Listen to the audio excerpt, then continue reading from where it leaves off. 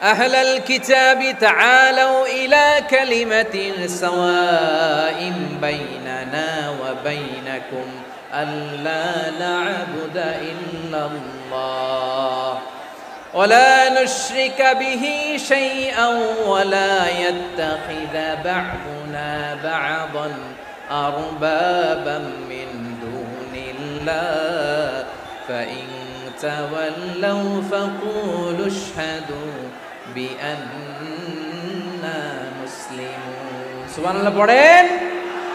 বিশ্বনবী মদিনার ইহুদিদের ডেকে বললেন, ও ইহুদিরা শোনো শোনো, আসো এমন একটা আদর্শের প্রশ্নে আমরা একত্রিত হই যে আদর্শের প্রচার তোমাদের নবীরাও করেছে, আমিও করি। যে আদর্শের কথা তোমাদের পবিত্র ধর্মগ্রন্থগুলোতে আছে, আমার কোরআনেও আছে, সেটা হলো তাওহীদ। আমরা এক আল্লাহ ছাড়া কারো ইবাদত করব না।